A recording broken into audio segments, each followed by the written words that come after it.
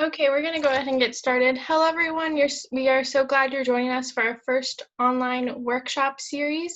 We are the student chapter of the National Press Photographers Association at the University of North Carolina at Chapel Hill. I'm Emily, the president of our chapter. Sorry for just being a voice. My laptop camera is broken. The session is being recorded in order for it to be a resource in the future, and once we have it uploaded, we'll share it with everyone here. Everyone is muted, but feel free to use the chat for any questions or comments. And I'm here if anyone needs help, but I'll pass it over to Hadley to lead the session. Awesome, thanks, Emily. So my name's Hadley Green, and I'm a second-year grad student at UNC Chapel Hill and their journalism school, studying visual communication and focusing on photo and video journalism. And I am in Massachusetts right now, just staying with family over the summer, but I think I'll be going back down to North Carolina in a few weeks.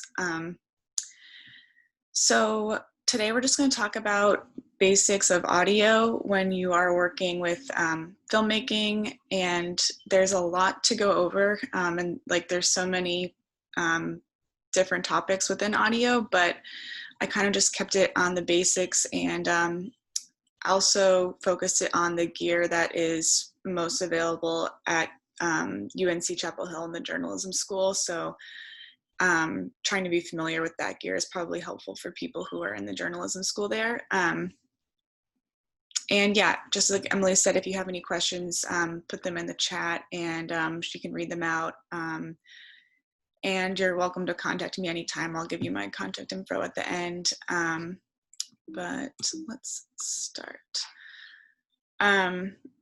So one thing that I want to just say is that there are really unlimited audio setups out there, depending on what gear you have or what gear your school has, your organization has, what's in your budget. And so this is just the one I'm going to go over is kind of what I've been using. And it's also, I think, what most people use out of the gear that's available at the journalism school at UNC. So just kind of keep that in mind that this is like one way to go about it, but there are really unlimited different possible setups. And we're also going to talk about using music in audio editing when you're working on a video. Also, the setups that we're going to go over is based on a one-person or two-person team, but when you're working with audio for filmmaking and you have a larger team, like it can get as complicated and as detailed as possible. So what we're going to go over is just like when I'm working by myself doing some filmmaking, and I'm just doing the video and the audio by myself. Maybe I have another person with me, but what we're going to go over is what you kind of could do if you're just by yourself working on something.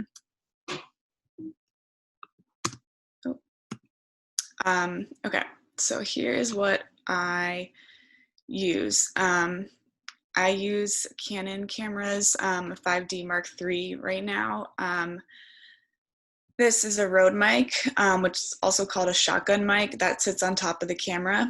And then this is a Zoom. I have a Tascam recorder, but it's the same thing, an audio recorder.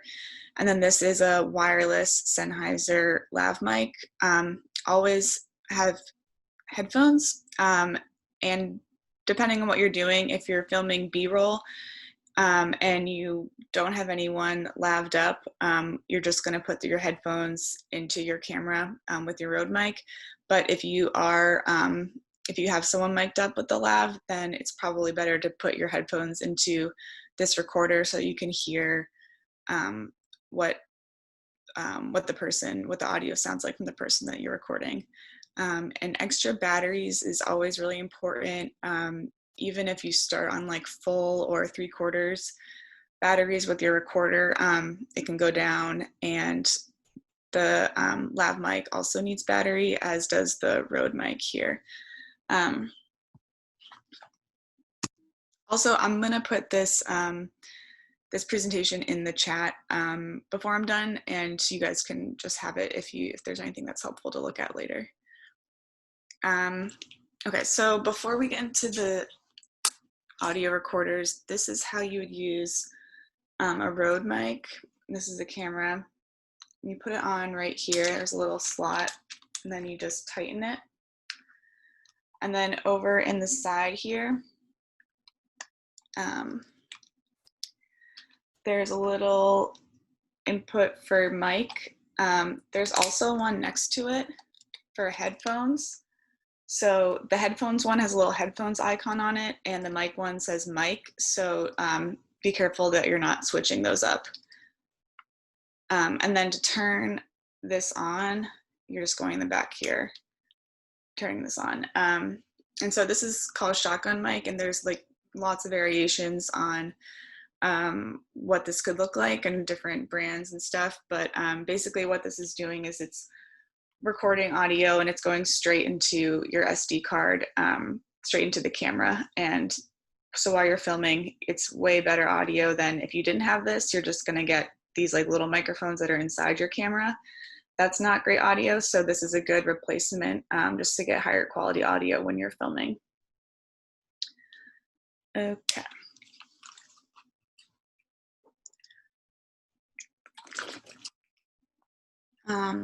So this is a Tascam recorder. I think UNC has Zoom recorders, and I'm not super familiar with Zoom, but they're kind of the same idea. So to turn it on, you hold this button. I think it's the same as Zoom. Similar with Zoom, you have a little SD card thing there. If you click on it, it pops out, and then you just pop it back in. It's good to format the SD card when you're working with the recorder at the beginning. And if you had previously recorded something, it's good to put that on your computer or a hard drive and start out with a clean card. So you would use this or Zoom if you're going to use a lav mic. So what you're gonna do is, okay, so when you get a lav, you get a couple different cords with you. This is one of them. So this plugs into your audio recorder at the bottom here. And then the other end. So when you have a lav set, you have two of these. One's the receiver and one's the transmitter. So this one is the receiver, and on top here it says AF out. That's what you're going to attach the recorder to. Just screws in there. So this is the receiving end of the audio setup. And then the other one, this says mic line. This is the one that's going to be on the person that you're miking up. So the other cord that you get is this little guy. There's the mic. You put this in the top, screw it in. And we're going to talk about how to attach the mic to someone's shirt in a little bit. But for now, let's go over how to use these. So you turn both of them on. There's a little on and off button. This opens up. Now it's turning on. Same one, same with this one. Okay, so now these have both been turned on. And then what's important is that on the receiving end, it's kind of hard to see, this is a green button, and that means that these two, they're talking to each other, they're connected. So this one will be like, let's say I'm trying to record myself, this will be attached to me. And then if someone else is on the receiving end, like I have a partner who is recording me, they're going to be carrying this with them. And this is where the audio is going to. It's being recorded onto the SD card that is inside this. Okay, so another thing is, let's say I'm miking up myself, someone is miking me up. To see what your levels are on here, I think it's a little bit better to be playing with the levels on the audio recorder rather than playing with them on the lav, but you can also change levels on the lav set. But if you click, this is the same as the Zoom as well. If you click the record button once, then it starts to give you what the levels are going to be, but it's not recording. It's just showing you what the levels are at. And it's a little bit easier on a Zoom, but you want it to be bouncing around -12. That's like a good level. And I don't know if you can see it. Hello. So you can see it bouncing around there. And then to change your levels is the same as the Zoom. It's on this side, up and down, if you want it to be louder or softer. Another good tip for these recorders is that there's a little hold button on this side. And let's say I mic'd someone up. I mic someone up with this. Let's say they're like going and just doing whatever they're doing, and I have this with me. Let's say I put it like in my pocket or in a bag. It's really good to put the hold button on this. That means that if like this bumps into something, if it's bumping into something in your bag, none of the settings are going to change. So that's a good tool. I think it's happened to me like once or twice where I put this in my coat pocket and then I take it back out and half an hour later and it had stopped recording like a little bit ago because something had knocked this button. So that's good to use. Does anybody have any questions? Okay, cool. Yeah, another thing is so why you want to look at the levels and keep them around -12 is if they are going above that, it's going to be, your audio is going to be peaking. And I'm not exactly sure how to explain it, but if you listen to it after, it's just going to sound like too loud and kind of distorted. And if it's too low, then that's not good either because you're going to have to increase it a lot in your post-production, and it can get a little bit like the audio quality isn't going to be as clear and crisp if you have to put it up a lot in post-production. So you do have a question, Hadley? Yeah, sure. Someone asked, how do you sync the Zoom audio with your footage? Yeah, that's a great question. Let's talk about that. I have an editing slide, but if I don't remember to answer that question, remind me again, definitely. Okay, so I just wanted to go over. So you'll see like a lot of pictures, or maybe you've even done this. Like when I first started doing video, I thought it was good to just put the lab right here, like just put it on the outside of someone's shirt.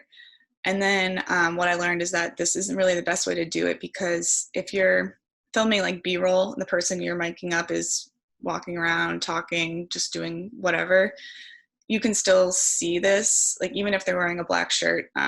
But if they're not, you can just see it pretty clearly, and it kind of takes the viewer out of video if they can see that there's like this little mic hanging right here.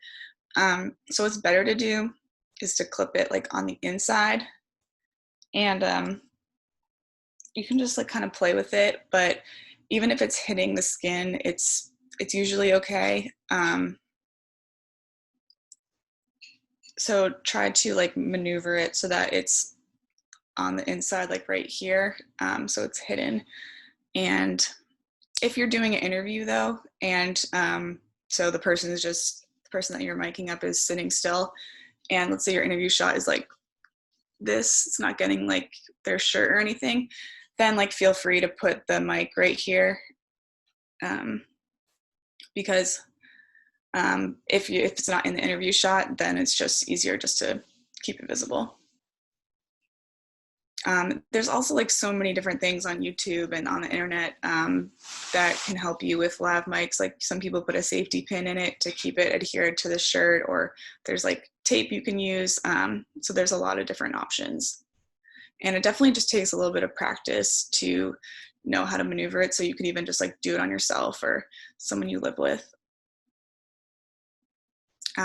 Okay, so as I said, the receiving end, the person who's doing the filming, the recording, this stays with them. And then let's say you're miking me up. So this is here on the inside. This goes like on the kind of like the waist or the belt of your pants. So it just kind of goes in the back. This picture here was kind of the only one I could find that showed it. This has like a clip. So you just kind of fasten it to their pants. You can also fasten it to pants pockets. And it's really great if like you put it in the back right on their like pant waist, and then if they're wearing a longer shirt, it just covers it. That's probably the easiest, but it can also like go in their pants pocket or something. Just be careful if they sit down, then they might not be comfortable, so you can then maybe put it into the front pocket or something. But this stays with the person because they're connected to it. Okay, so if you're filming an interview, you really have like take the time to create like the best audio situation you can. If you're in someone's like living room or something, well, first test the audio, hook them up and test what your levels are. Then if you're in someone's house, just like be really observant of what noises are going on in their space. If they have a fan or a clock or refrigerator, that will show up in your audio recording. And so you can kind of unplug those or close windows so you don't get street noise. And then always, I should have said this before, always be wearing headphones whenever you're recording anything. And this, when you're doing an interview or if you're using a lab set, this can go right into your recorder. But yeah, headphones are a must because you really can't tell otherwise if your audio is working or not. And you don't want to find that out after you download your footage to your computer. So just always be wearing these. And then one last thing is room tone. So room tone is something you want to get whether you're filming an interview or just filming B-roll, whether you're using just this or if you're using the lav mic. So basically what you want to do is just like, if you're in an interview, just tell the person that you're with, can we just be quiet for like 30, 60 seconds because I need to get some room tone. And basically what it is just the sound of the space that you're in. And like all spaces just sound a little bit different with the acoustics. Like I put these pictures like a recording studio versus a kitchen versus like an empty warehouse. They're all gonna just sound different. And it's super helpful just to have this like block of silence when you're editing, because like if you have a second where you need to blend something or work with a transition, that like empty space sound is really helpful because I don't know, it's hard to like understand, but the silence still has like its sound. And so if that goes out on your, when you're editing, it's gonna like sound like a little clip, or it's gonna sound like there's just gonna be a difference in your audio track. So yeah, that's a great thing to do either at the beginning of an interview, at the end, or if you're just filming B-roll, just kind of remember to try to get some like blank silent noise. Any questions about any of this?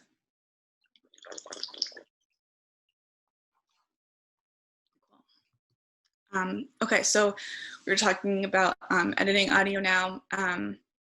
So there's a great programs trying to how to sync up audio if you have like, if you're filming someone and they're just doing whatever and you have this, you're getting audio through your Rode mic, and then let's say you have them mic'd up with the lav mic. So you are gonna have two different audio tracks. There's a great plugin with Premiere, what is it called? Pluraleyes. So it's an extension you can get. I think they have a free trial, and I bought I think they have like a student rate or student teacher rate, but it's this great program that if you put both of your audio tracks on a Premiere sequence, and then you click like extensions, Pluraleyes, it syncs them for you. So then it creates like a new sequence on your timeline where they're on top of each other. Otherwise, like doing it yourself, I've done that before. It's just a bit time consuming. Like you'll have an audio file, and let's say at the beginning you, like if you, one of your audio files, you hear someone beginning to talk and you like know what those words are, then you can look for that same phrase on your lav audio file, but it's just time consuming to like find where they all match up and then move them on your timeline so that they match up. But one thing that's easy to, or makes that a little bit easier, when you're editing audio, this is just a random video thing that I have. When you're editing audio, you can see that there's like these waves. These are like the audio waves where it's softer or louder. If you're recording something and it's like just silent for a while, like it's a forest noise or something, and then the person that you're filming like starts yelling, it's like the audio waves are going to be low, low, low, low, and then loud. And so if you have that same, like you kind of see the pattern of that in your audio file from this and your audio file from the lav, you can kind of, oh, I see that they both spike up right here, and then like bring them together on the timeline. So that's helpful too. But I would recommend using this Pluraleyes. It's just like on the internet, and then you can download it onto your computer, and it goes like right into Premiere. Let's see. So editing audio, this is like a little video I made for a class this past year. So on Premiere, these are your video tracks. Under here, these are your audio tracks. And you can change the color of these. Like you can make this purple, you can make this whatever. So that can be helpful to know what audio track, just kind of to organize things. And yeah. So one tool for editing audio is this little pen tool. You can like, if you want to make things louder or softer, you can put a dot there, dot here, one in the middle, and you can drag it down, drag it up. That can be helpful for transitions. You can also just click here and drag your audio up, drag your audio down. And I mean, there's so much you can do. Like all of the video effects, there's also audio effects and transitions, like a fade in, fade out. That can be really helpful when you're mixing things together.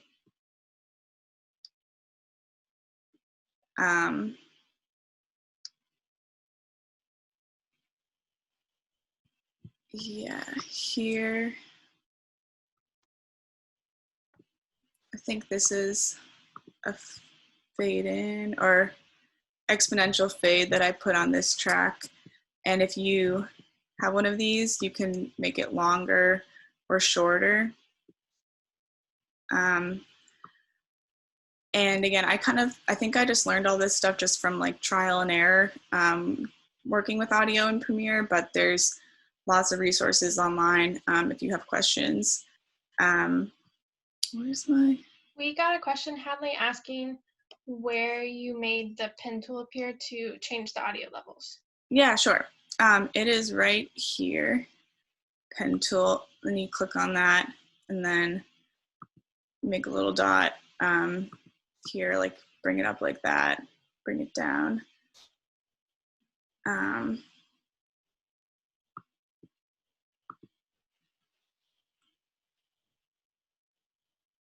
think having Premiere and Zoom on my laptop is like making it slow.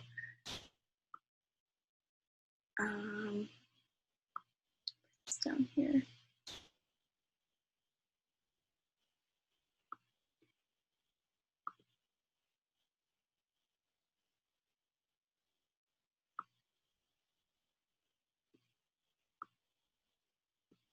So in effects, there's this right here, audio effects. I don't really use all of these. I don't know what all of them do. I think noise reduction, that can help if you have audio that like just isn't super high quality. You can use that. Audio transitions, I probably use more. So these three, constant gain, constant power, exponential fade, can be used when you're bringing an audio clip in or bringing it out to help with the transition. But you can also edit audio in Adobe Audition, which is nice because when you're looking at it, it's kind of like Premiere, but you're just working with the audio file. You don't have kind of all this video stuff going on too. And then you can bring things in from Audition to Premiere, like save the audio file that you edited, and then bring that into your Premiere as well. But when I'm editing audio, like I do a lot of layering of things. Like in this project, this was like the primary audio of like people talking. This was a music track that I liked. And this right here was just like a white noise, like kind of like a room tone that I put throughout the whole piece to make sure that like if my talking audio, if that like went out at some point, I wanted to have a pause in that. It wasn't just like a silence that sounded weird. So this is kind of giving it like an even room tone at the end, at the bottom. Let's see, we're gonna talk about music too, but another thing with editing audio is captions, and you can do that in Premiere. YouTube and Facebook also have captioning tools where you can like type in captions and the transcript of the audio, and they kind of help you track them throughout the piece. But depending on where your video is being published or what organization is publishing your video, they might want captions or not want captions. But to do that on Premiere, I think it's easier if you go to graphics. And I think if you go like this, then you can just start typing stuff. Then you can move that to the bottom, and it shows up on your timeline here, and then you can move it on your timeline. Like if this person said, hello, my name is Hadley, and they said it right there, then you would put it under, hello, my name is Hadley. And you can do anything with your captions, change the font, change the color, change the size. Yeah.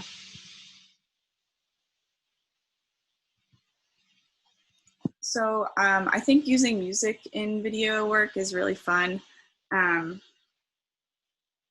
Something that I do, and I've had like one teacher told me also this is a good idea, but is to create, like if you use Spotify or iTunes or whatever, create a little playlist when you're just working on a project of songs that like you kind of think might fit the mood of whatever video you're working on.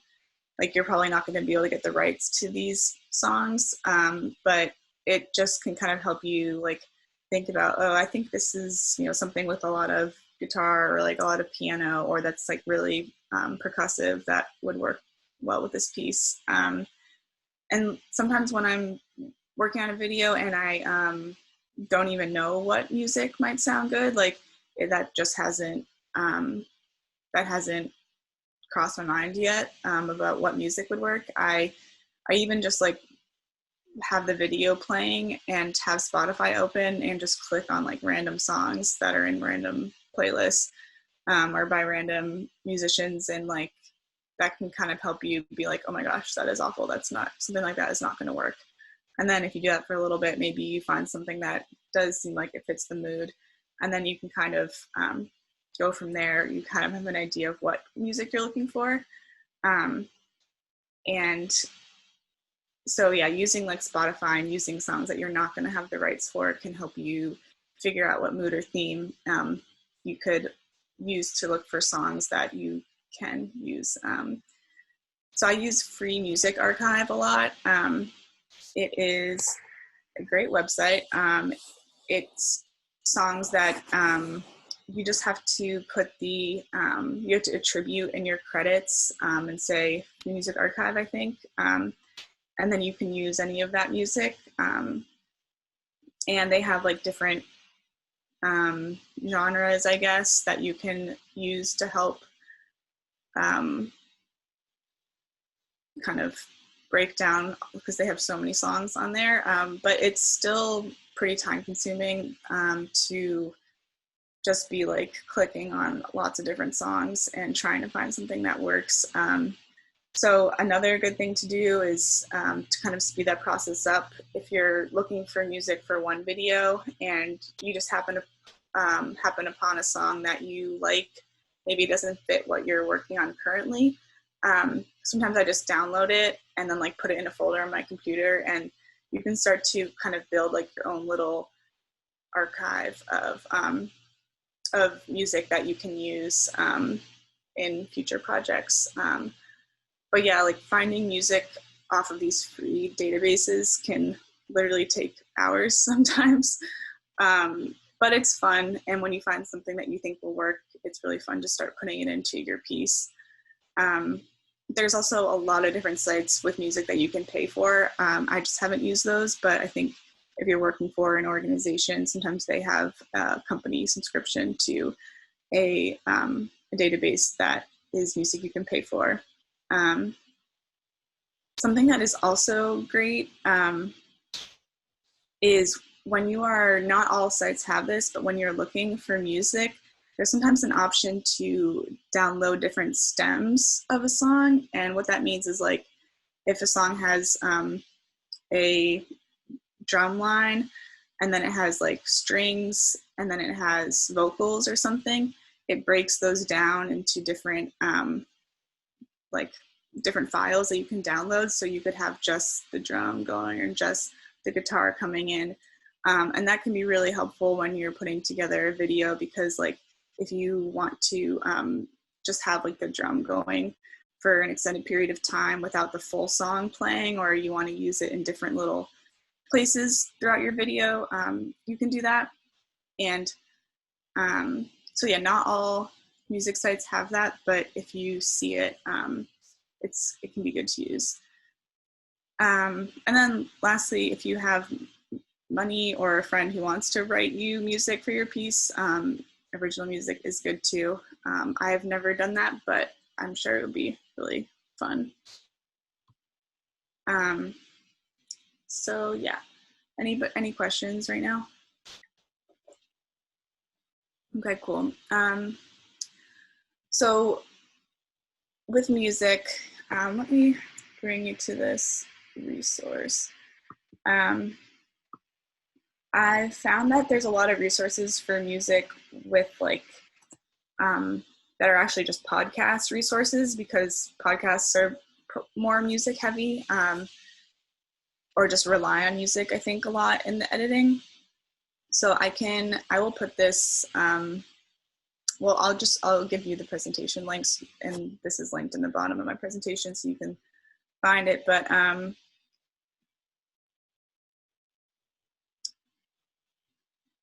so let's go back here for a second. I think it's, I think it's good and helpful to use music purposefully, like rather than having something run through the entire piece, to kind of just use it, use it purposely to like draw attention to a moment or build energy in a certain scene or build a mood or a feeling in your intro. If like you could use it as a transition, if you've had dialogue and then you have a part of the video which is no dialogue for 20 seconds or something, and you're just using B-roll, having some sort of transition scene, music can be good there. I really like using music like to draw attention to a line in a piece. Like if the person you're interviewing says something and their last sentence is really important, have them say that, and then like music comes in right after that phrase or that sentence, can kind of draw the audience's attention to this one part, or this one sentence that they're saying, this one idea. So I also think pauses in music, like if someone says something and then there's like dead silence after that, that can create kind of a dramatic like audio cue for your audience, like, oh wow, it's, or like if they say something and then it's silence and then like there was music and then it's silence and then they say a sentence in with no music underneath it, like that can also signify to the audience that I really need to pay attention to what's going on, or like this is a dramatic moment. And something I do a lot is I find like a audio track that I like a song. I kind of do a lot of like my own manipulation with music. Like right here, this was my music track that I was using, and I can see, let me play it for you. I'm gonna mute everything else.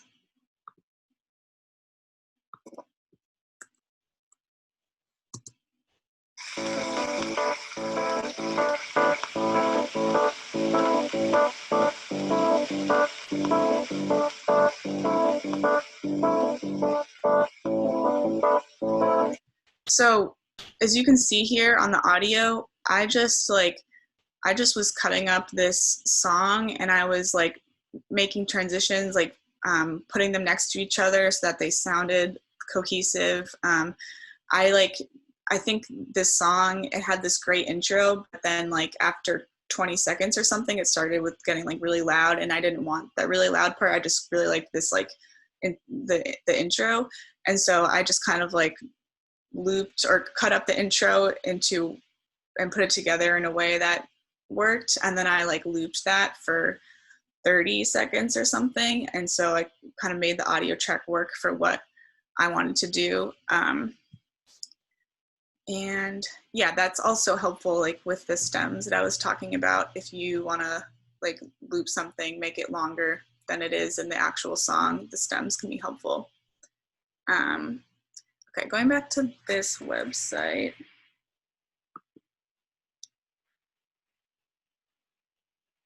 So here they're just talking about like using audio purposefully and using it to kind of highlight something.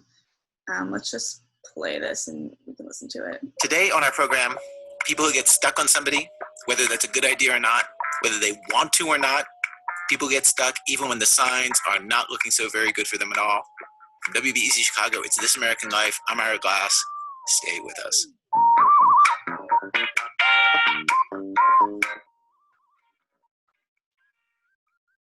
So that's an excerpt from This American Life, and it's very like podcasty, but you can do a similar thing. If you're,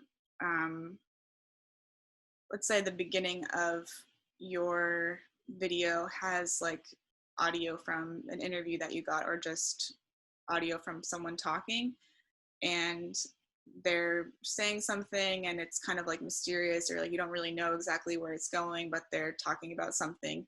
Maybe you have music underneath that's kind of mysterious and building, and then after they stop talking, the music comes back in more full, and it just gives it like a really nice feel.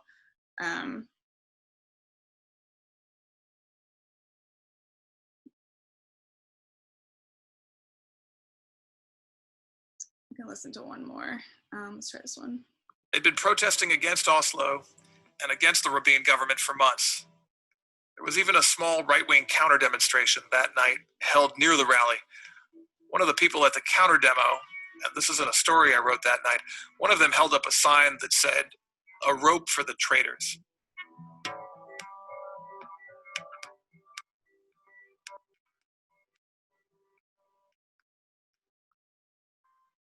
So that was a similar thing, like the audio was more subtle during the speaking and then kind of came in louder after the person was done. But this is also really cool. They have this audio track right here. I think it might even be a whole podcast episode, and then they have the transcript, so you can kind of follow along and then just see like where they're putting in music, where they're taking it out. Ignore my desktop. So yeah, also I think it's great when you're editing video. It's, you know, the video can take so long to edit, but also like try to, at the end, you know, maybe you're done editing your video, just do like a pass for audio, like don't even look at the video and think about, just listen to what your audio track sounds like, and that makes it easier to notice, oh, I need to bring this part down or bring this part up or add a transition here. So think about that, like, okay, now I'm just going to do an audio pass. And yeah, also I would say like be careful about having the audio be too loud if you have it over a talking part, because you don't want your viewer or listener to kind of be like, you don't want the two competing for each other. The person's words should be clear. But that's also something, sometimes when you're working on something yourself, it's hard to hear that. So it's helpful to show it to someone else and see what they think. So yeah, in conclusion, audio can definitely be time consuming, and like if you're working on something yourself, I've felt overwhelmed by being like, I have to be doing the video and I have to be figuring out the audio and making sure it's fine. But like the setup that I have here isn't too hard to just like set up and control while you're working on something. I've like helped out with a couple commercial or like advertisement shoots, and when you're on something that has a bigger budget, there's just one person who's doing the audio the whole time, and they have like a boom mic and they have this whole like pack on them that's like all the different controls. And so I guess like what we're talking about is just really simplified basic stuff, but if you are working on something with more people, you might not even really have to think about all the technical audio things, and maybe you're just thinking about it in the editing part. So yeah, it definitely changes from situation to situation, but I also think that in your editing process, it can definitely be a tool for storytelling and can really shape your whole piece. Like if you're bringing in different ambient noises, like listening to Radiolab, like they have so many different audio things, audio tracks like layered on top of each other, and like the possibilities for using audio if you're doing something that's a little bit more creative or experimental is like endless. It can really just bring in whole different themes or feelings or energy to a piece. So yeah, I think that's everything that I wanted to cover, but if anybody has questions, happy to talk.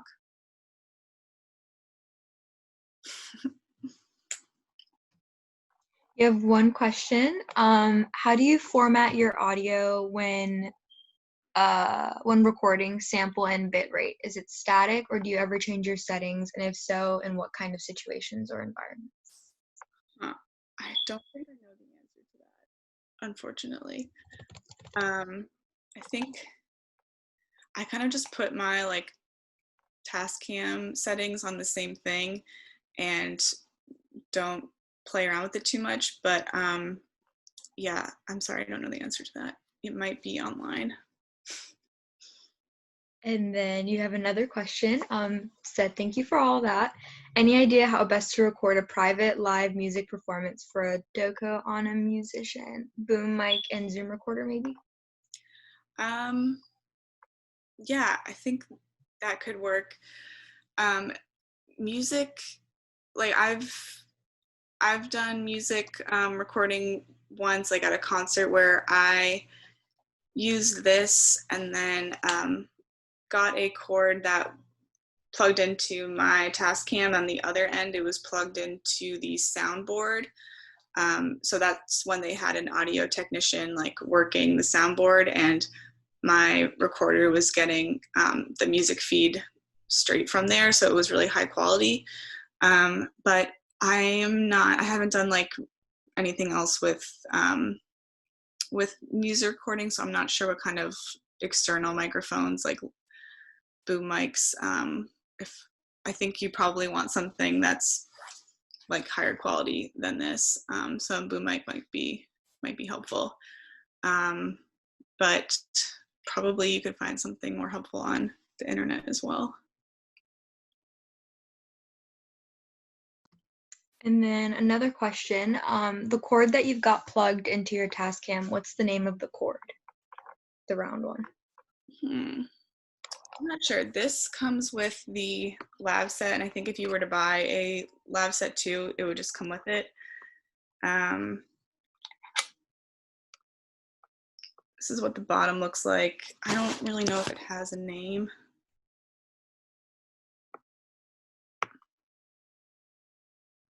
I'm not sure.